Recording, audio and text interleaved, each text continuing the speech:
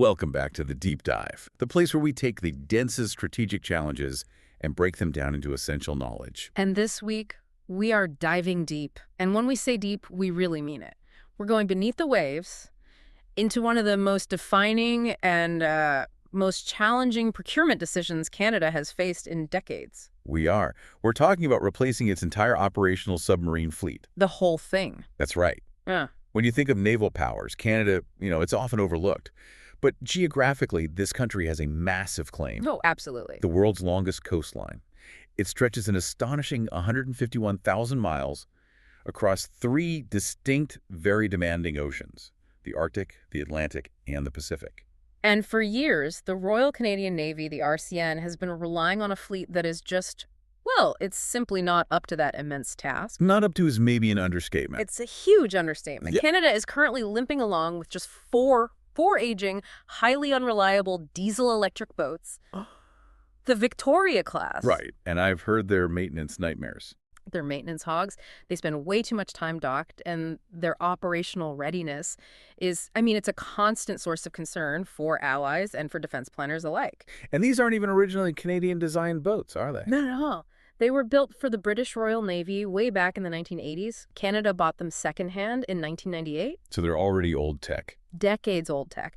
And now they are approaching the end of their service life. They're facing mandatory decommissioning in the mid to late 2030s. So, the clock is really ticking toward a significant capability gap. A huge gap. The urgency is paramount. That's why Canada is launching the Canadian Patrol Submarine Project, or CPSP. And this is a multi-billion-dollar effort that isn't just a shopping trip for new hardware. No, this is a decision that's going to lock in Canada's strategic posture, its operational doctrine, and its alliance dependencies for, the next 40 years? At least. It's a generational decision. So our mission today is to really dissect the ultimate showdown. The two final contenders have emerged, and they are fascinatingly different. They really are. On one side, you have the German-Norwegian Type 212CD from ThyssenKrupp Marine Systems. And on the other, the South Korean KSS-III Batch 2 from Hanwha Ocean. And we need to go beyond the glossy brochures, beyond the sales pitches. Exactly. We have to understand the fundamental strategic implications. Which boat is truly ready for the harshness of the Arctic? Which one delivers the long-range strike capacity that Canada says it now needs? And maybe most importantly, how are all these external factors like delivery schedules, which are critical, the promised industrial benefits for Canadian industry, and compatibility with NATO versus emerging Indo-Pacific allies, how are those things driving this monumental decision? It really comes down to this. Is Canada choosing a hyper-specialized Arctic Sentry or a powerful blue water Titan? Let's start by setting the operational stage, because Canada's mandate for this fleet, it's pretty unique due to its geography. It is. This whole three-ocean mandate, Arctic, Atlantic, and Pacific, it basically forces the RCN to ask these new submarines to do almost everything all at once. So what's the actual scope of the mission? What are they expected to do? Well, it's an incredibly broad and challenging operational requirement. The core plan is to procure up to 12 conventionally powered submarines. And that phrase, under ice capable, that's completely non-negotiable. Right. So these new boats, they're expected to perform patrol and surveillance duties across Canada's huge maritime approaches and in these really complex littoral waters. Especially in the Arctic. Especially in the environmentally sensitive and, rapidly opening archipelago. That's priority number one. But the requirements demand they're also global players, which feels like a massive lead from the current fleet, which is more focused on, patrolling our own backyard. It's a huge leap. The mandate requires them to be essential contributors to NATO operations in the North Atlantic. So hunting hostile submarines, ensuring sea lane security, all of that. Okay, that makes sense. The traditional NATO rule. Right. But then simultaneously, they have to support Canada's ambitious new Indo-Pacific strategy. And this means they need significant blue water capability. And blue water capability, just to be clear for everyone, that means the endurance and reliability to travel thousands of miles and sustain operations far from home ports. Right, exactly. Far from Halifax or Esquimalt, we're talking about long deployments. And the government wasn't shy about the ultimate objective here. They were pretty blunt about it. Far from it. The rhetoric has been very clear. The explicit goal, and defense officials have stated this repeatedly, is to project power and striking capability further from our shores. And that one phrase, that changes everything. It transforms the mission. It goes from defensive maritime domain awareness into strategic offensive deterrence. And that's precisely why the subsequent requirements for long-range weaponry are so stringent. It's just staggering when you look at Canada's current capacity versus the strategic landscape. We mentioned the 4 aging boats. How does that really stack up globally? I mean, especially against the powers whose activity in the Arctic and Pacific are driving this whole modernization effort. Yeah, the comparison really illustrates the magnitude of the catch-up effort. I mean, it's sobering. When we talk about major naval powers, you look at the numbers. North Korea, a regional threat, maintains 71 submarines. 71. The U.S. operates 67, China 59, Russia 49, and Canada has 4 on a good day. Wow. So Canada's current fleet is minuscule. Procuring up to 12 new high-end conventional boats at a cost that some estimates are placing closer to 60 billion Canadian dollars, this is not just an upgrade. Well, It's a fundamental effort to establish a credible multi-ocean deterrent posture for the first time in generations. so let's get into the weeds a little bit. The specific requirements. These are the RCN's high-level mandatory requirements, or HLMRs, that were refined in the 2024 Request for Information. What are the absolute non-negotiables? They've basically defined a truly high-performance conventional boat.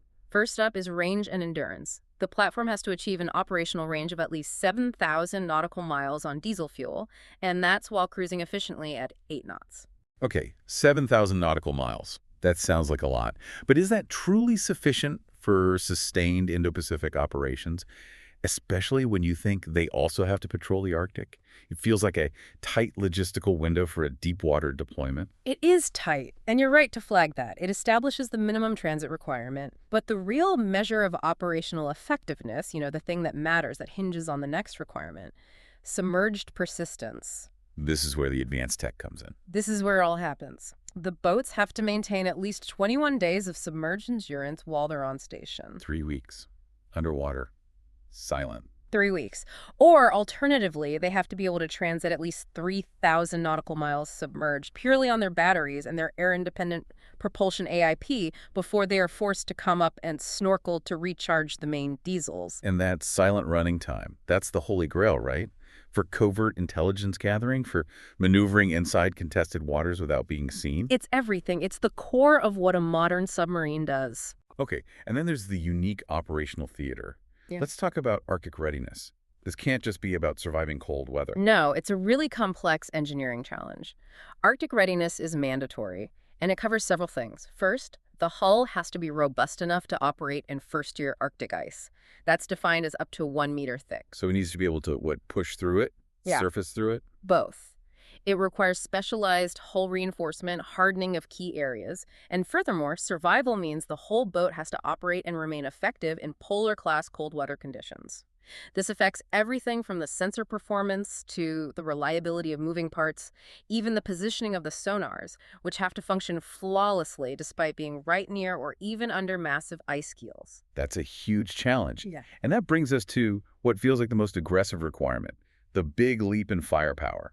Lethality. Yeah, this is what moves the submarine from just a patrol vessel to a true strategic asset. The HLMRs state clearly that the new submarines must be armed with torpedoes, anti-ship missiles, and long-range precision land attack missiles. That last one is the kicker. It's a crucial distinction. Without that long-range precision strike capability, Canada cannot fulfill its stated mandate to project power further from our shores. So this one requirement, it immediately elevates the complexity and, frankly, the political sensitivity of the whole procurement. And finally, you have to be able to work with your friends. Interoperability. That touches on command, control, all the logistical stuff. Absolutely critical. The platform has to be fully interoperable with NATO and Five Eyes C4ISR standards. C4ISR being command, control, communications, computers, intelligence, surveillance, and reconnaissance. Exactly. And it has to adhere to strict submarine rescue standards. Any boat that's an outlier on this front, it presents a massive, expensive logistical headache down the line. And there's a human element too, right? A big one. The boats must accommodate a mixed-gender crew of at least 60 personnel for these long deployments, up to 60 days without resupply.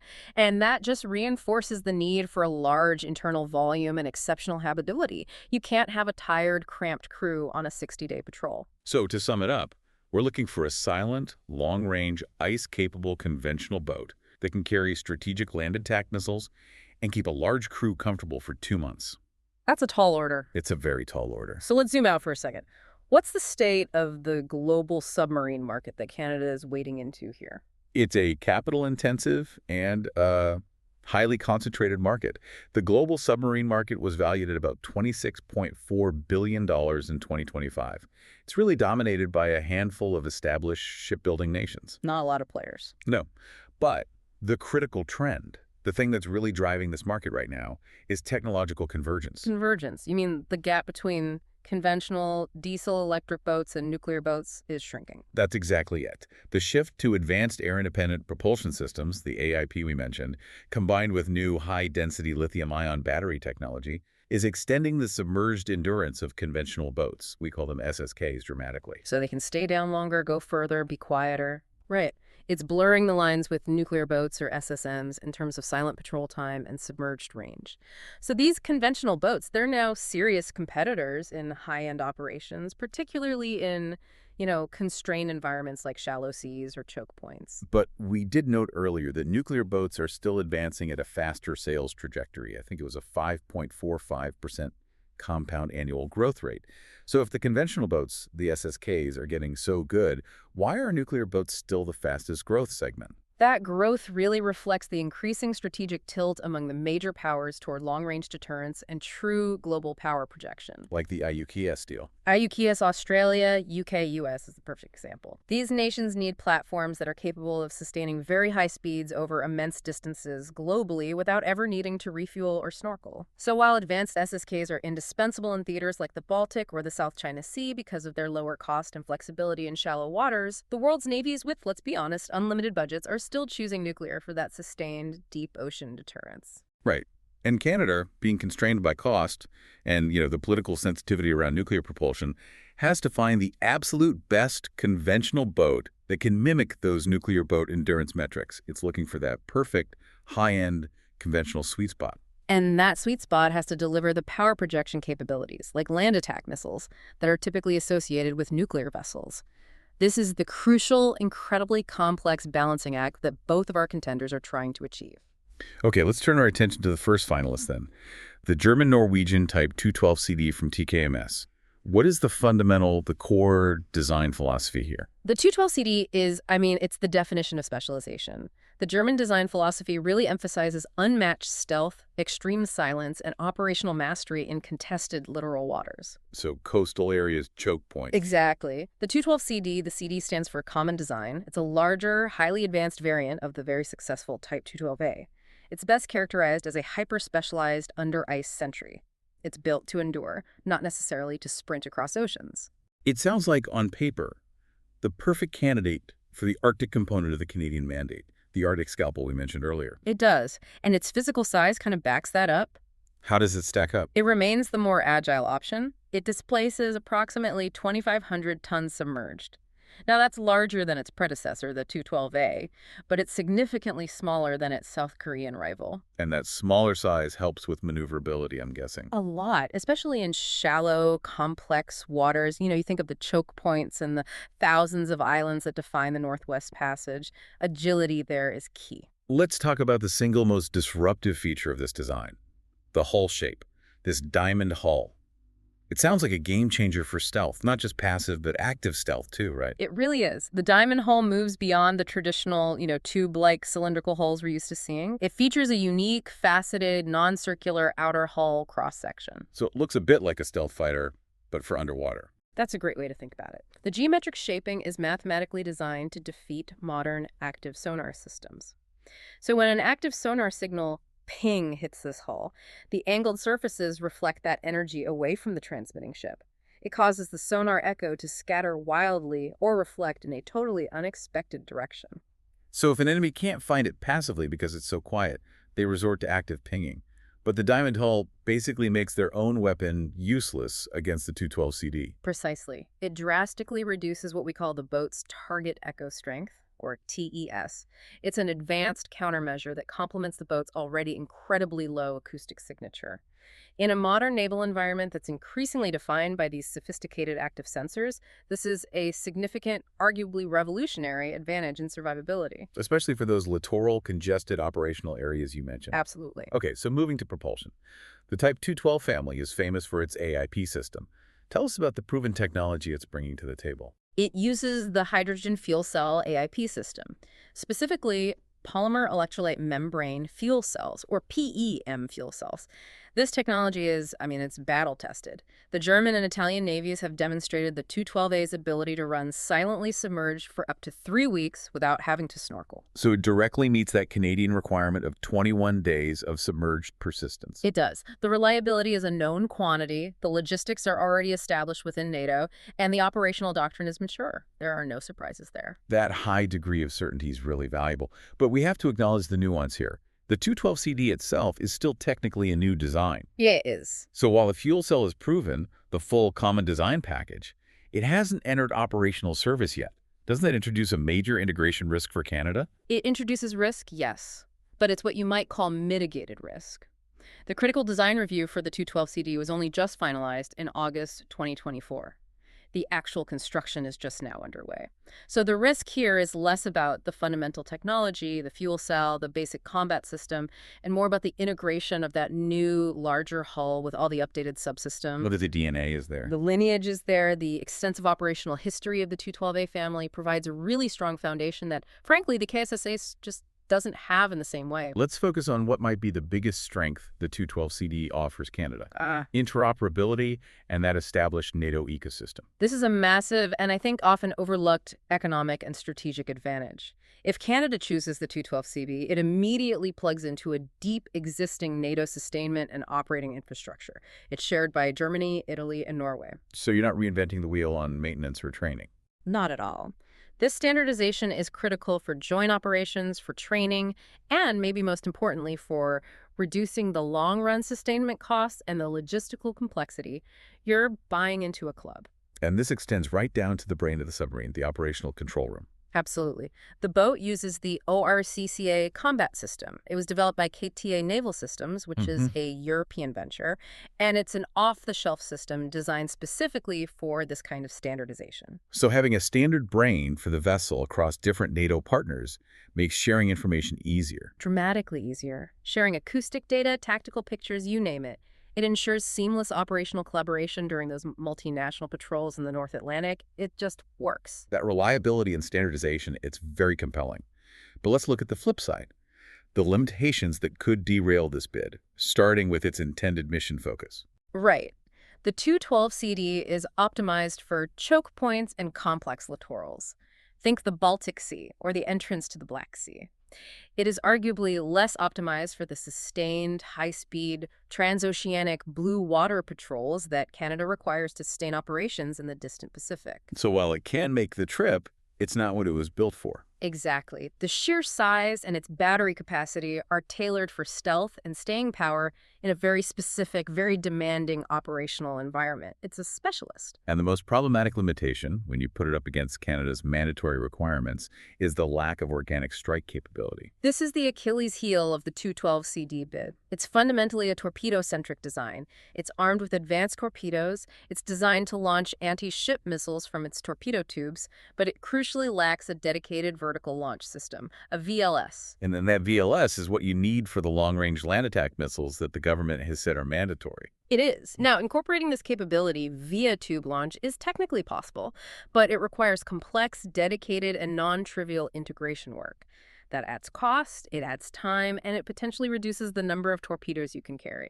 So even if the Germans successfully integrate a land attack missile, you still have to sacrifice your primary weapon torpedoes in your already limited tube space, whereas the competitor has dedicated missile silos. That's the trade-off. The 212CD, as it's currently configured, does not organically meet the stated power projection requirement that the RCN issued. It needs significant modification to become a strategic strike platform, and that complicates the cost and the scheduling. And speaking of schedule, the timeline risk here seems massive. The Victoria class is set to retire around 2035. Can TKMS actually deliver on time? The schedule is the single most critical risk, I think. Ah. TKMS has a substantial backlog. The German and Norwegian orders take precedence. Norway is expecting its first delivery in 2029. And given the limited production rate, we're talking roughly one boat per year, the German offer to Canada only indicated the possibility of Canada receiving its first boat within that crucial mid-2030s timeframe. A possibility, not a guarantee. Not a guarantee. And if Canada needs 12 boats, starting deliveries around 2035 means that capability gap could widen significantly. That would force Canada to spend huge amounts of money just keeping the highly unreliable Victoria class afloat way past their life expectancy. A very risky proposition. Yeah. Okay, that brings us to Contender 2, the KSS-III Batch 2, from South Korea's Hanwha Ocean. Right. If the 212CD is the specialized Arctic scalpel, the KSS-III is often framed as the multi-ocean Swiss Army knife. What's the guiding philosophy of this South Korean design? The KSS-III is it's the physical manifestation of Seoul's ambition to become a true global naval power. It was designed from the ground up to deter major regional foes like China and North Korea in the Indo-Pacific. So its DNA is different. Completely. Its philosophy is power projection, multi-role capability, and long-range strike. And the size difference immediately signals that this is a much larger vessel. Oh, significantly larger. The KSS-III displaces between 3,300 and 3,600 tons, either surfaced or submerged. That's nearly 1,000 tons heavier than the 212 CD. And that greater size gives you more internal volume for what? Weapons? Fuel? All of the above, more weapons, more sensors, and crucially for Canada's 60-person crew requirement, much better habitability on those sustained 60-day operations. More room to live and work. We established that the 212 CD struggles with strike capacity. The KSS-III, however, it seems to resolve the requirement for long-range precision strike immediately because of its defining feature, the VLS. The vertical launch system is the defining difference. It's the headline. The Batch 2 configuration incorporates 10 dedicated VLS cells. These cells are designed to carry large, long-range munitions. We're talking submarine-launched ballistic missiles or long-range cruise missiles. Exactly. This capability satisfies Canada's mandatory requirement for an organic land attack or long-range anti-ship strike without compromising the torpedo room at all. They're separate systems. And this isn't just a concept on a blueprint. The South Koreans have actually demonstrated that. They've proven it, yes. South Korea successfully launched the Hanmu-44 submarine-launched ballistic missile from the lead KSS-III boat back in 2021. This means the VLS is integrated, it's proven, and it's operational today. So for Canada, this capability offers a kind of covert deep submergence launch capacity, giving commanders a strategic option that the German boat, as of now, simply does not possess. That's right. It's a ready-made solution to their toughest requirement. That VLS capability is undeniably proven, but isn't that proof based on a doctrine designed to deter North Korea? Does that proven strike capacity actually align with Canada's operational needs? Or is it expensive overkill that would require Canada to adopt a completely new military doctrine? And that is the absolute core of the strategic debate. Advocates for the KSS-III argue that in an era of expanding Russian presence in the Arctic and, heightened competition in the Pacific, deterrence requires that kind of long-range teeth. The stick needs to be bigger. Exactly. Whether Canada uses a ballistic missile or a long-range cruise missile, the platform capability exists. Critics, on the other hand, they counter that the cost and the complexity of maintaining a VLS, potentially without the necessary warheads or doctrine to back it up, turns it into a very high-cost feature that Canada might never fully utilize. But the fact remains, the requirement is mandatory, and the KSS-III meets it right out of the box. It meets it immediately. Okay, let's move to propulsion. The KSS-III uses a combination of AIP and advanced batteries. How does the lithium-ion technology differ from the proven fuel cells of the 212CD, and what advantage does it offer? So the KSS-III combines a fuel cell AIP system, similar in principle to the German one, but it pairs it with advanced high-density lithium-ion batteries. And this is a major technical advance over the traditional lead-acid batteries you find in most conventional subs. The same tech that's in our phones and electric cars, but on a massive scale. A massive scale. And Lion provides several huge operational benefits. One, significantly faster charging times when the boat is snorkeling. That reduces its vulnerability. And two, the ability to sustain much higher power draws. For what? High-speed sprints? During evasive maneuvers or during high-speed sprints to get into position or to escape. Li-ion batteries can also support what's called energy regeneration, kind of like regenerative braking in an EV, allowing the system to capture energy back into the battery during certain So maneuvers. it's more efficient. More efficient and more powerful. This sustained power capacity is vital for blue water persistence. It allows the KSS-III to maintain a higher operational tempo across vast distances. In fact, Hanwha reports this combination gives the KSS-III a cruising range of approximately 10,000 nautical miles. 10,000. That's significantly more than the 7,000 proven for the 212A lineage. It is. It's a big difference. So the KSS-III offers a superior blue water endurance profile because of its size and its advanced energy systems. How does that size and capacity translate into practical advantages for the actual cruise? The biggest operational advantage is simply habitability.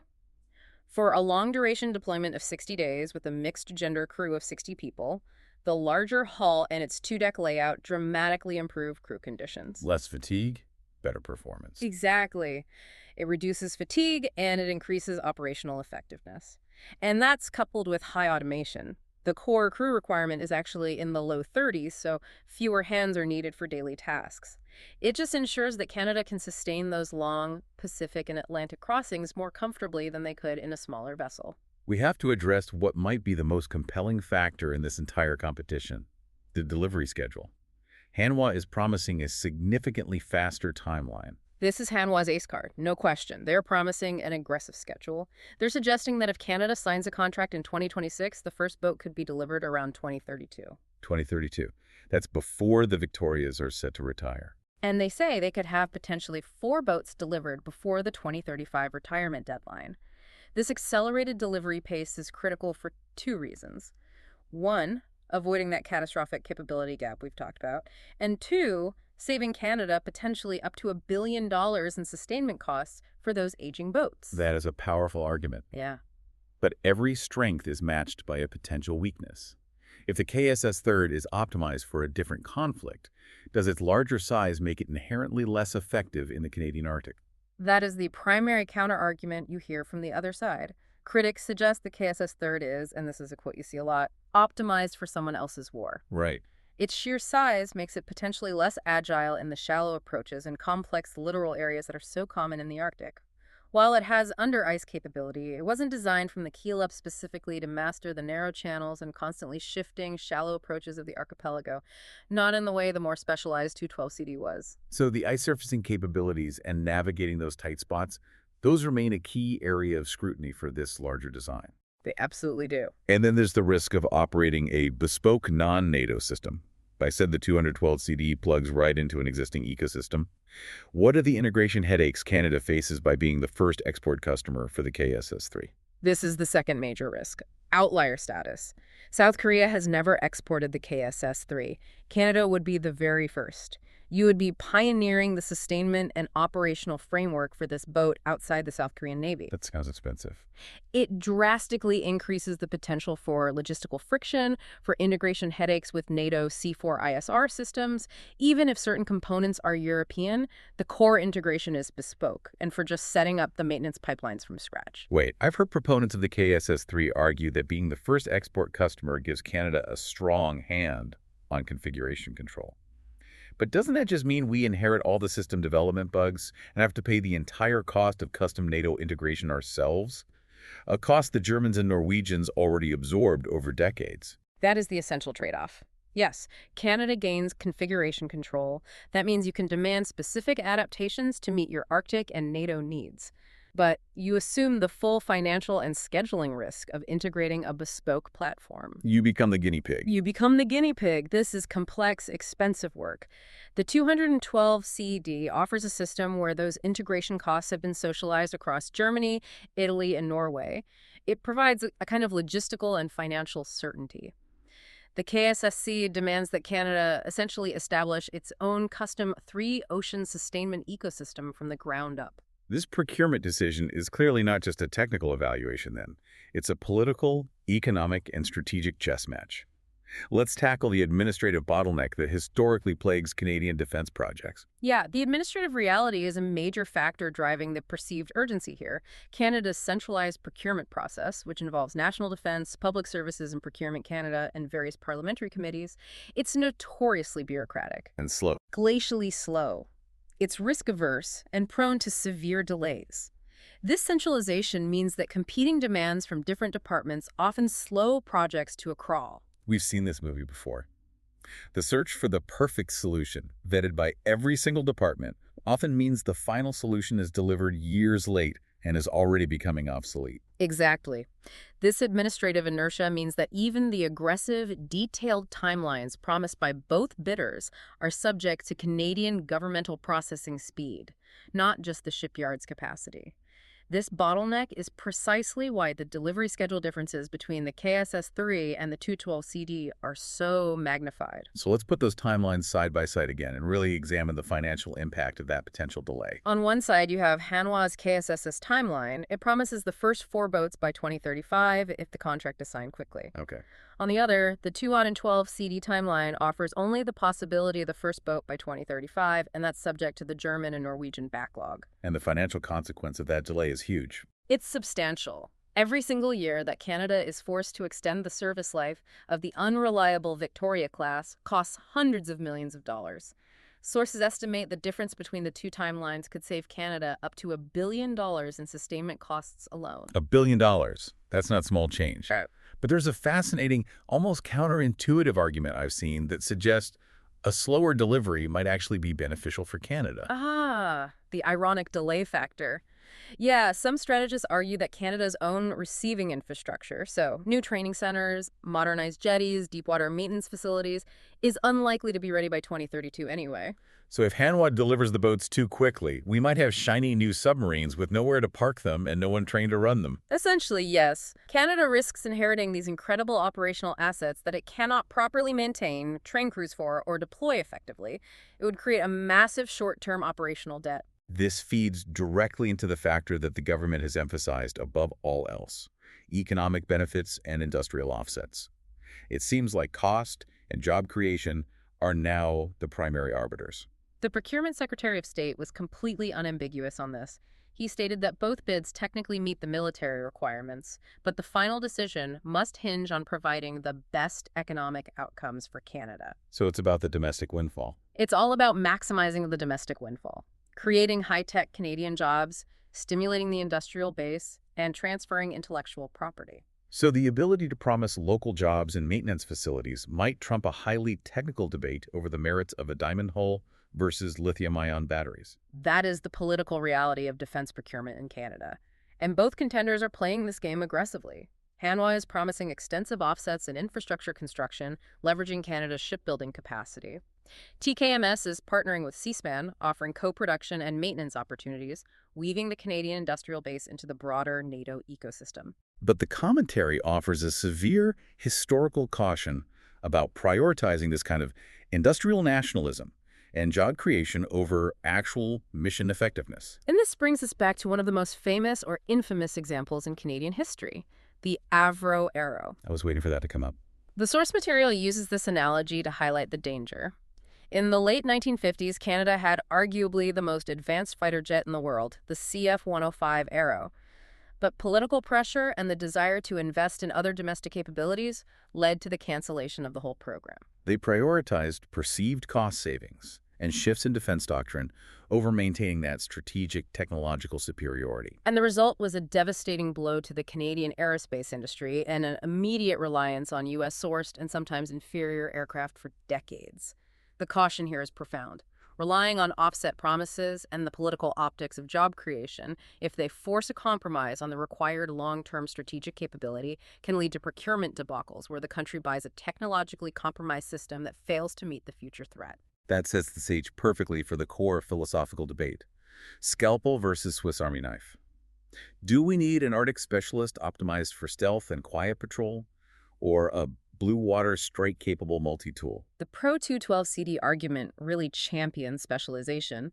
The argument is that Canada needs a reliable, proven Arctic scalpel, a boat that is optimized for endurance, silence, and just surviving in those northern waters. And for these advocates, the KSS-III's VLS capability is just expensive redundancy. Exactly. The argument goes that Canada doesn't have the doctrine or the immediate need for submarine-launched ballistic missiles. So the smaller, highly specialized 212CD is seen as the perfect fit for Canada's most immediate operational challenge. deterring submarine traffic in the North Atlantic and patrolling the archipelago quietly. Okay, on the other side, the pro-KSS-III argument focuses on flexibility and future-proofing. They emphasize that the mandate explicitly requires power projection.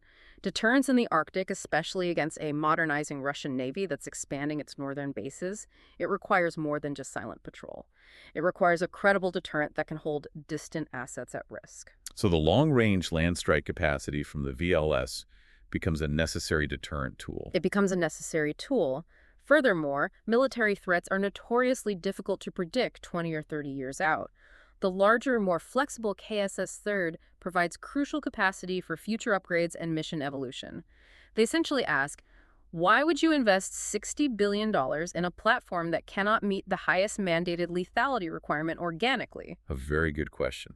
Finally, let's analyze the strategic signal this choice sends about Canada's alliances. This isn't just about hardware, it's about cementing a relationship for the next 4 decades. The strategic choice is crystal clear. It's Europe versus Asia. Choosing the 2-4-12 reinforces the existing deep NATO alliance structure. Canada integrates into the established European ecosystem sharing training, maintenance doctrine, and standardized components like the ORCCA combat system. This choice strengthens interoperability and collective security within the North Atlantic space. It's the safe known quantity. And choosing the KSS-III. This establishes Canada as the lead export customer for South Korea. It's a decisive pivot that aligns Canada's industrial and defense partnerships more strongly toward Asia, directly supporting its Indo-Pacific strategy. It provides Canada with substantial control over future boat configurations, and it diversifies the supply chain away from being overly reliant on traditional European or American partners. So this choice signals Canada's serious commitment to being a real player in the Pacific theater. It does, even if it requires operating a bespoke, non-NATO standard system initially. Each choice demands a different long-term investment. The 212CD demands adherence to a collective, standardized doctrine, while the KSS-III demands the high capital and intellectual cost of standing up an entirely new, independent sustainment framework for a powerful but unproven and export platform. This whole deep dive really shows us the fundamental trade-off that's defining Canada's future naval capacity. We're really trading immediate, proven stealth and deep NATO integration for strategic flexibility and guaranteed strike capacity. To synthesize it all, the German-Norwegian Type 212CD offers exceptional stealth, NATO standardization, and proven fuel cell AIP. That makes it an unparalleled asset for cold water, littoral, and choke point dominance. But its fatal flaw is the schedule risk and that lack of an organic VLS. Conversely, the South Korean KSS-III Batch 2 offers a guaranteed VLS for long-range strike, a faster delivery cadence, superior lie-on endurance, and blue water comfort.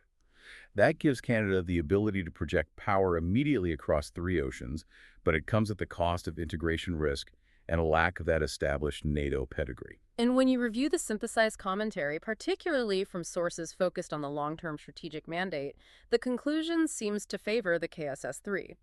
The analysis argues that it is the only conventional submarine that can simultaneously meet all of Canada's multi-ocean power projection requirements. Especially given the non-negotiable requirement for an organic VLS and the urgent need for a faster delivery. Exactly. The ability to guarantee 4 operational boats by 2035 and meet the lethality requirement right away seems to outweigh the perceived logistical and integration headaches of being the first export customer. So it sounds like the KSS-III is being viewed as the necessary strategic gamble, the boat that delivers the required capacity on time to deal with the future of multi-ocean armed deterrence, and in doing so, preventing a very dangerous capability gap. That's correct. It answers that crucial demand to project power further from Canadian shores, which is a mandate that a purely patrol-focused boat, no matter how quiet it is, simply cannot fulfill.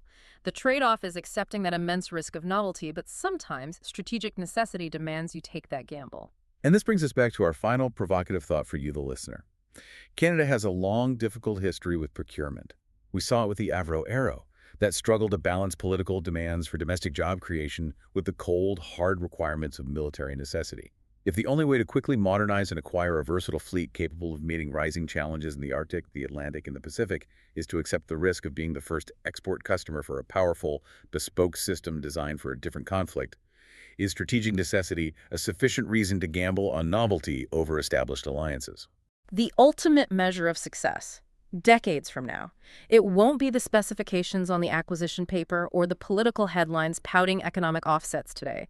It will be whether the Royal Canadian Navy has a sufficient number of submarines, delivered and operational, standing silent vigil beneath the ice when sovereignty and security were on the line.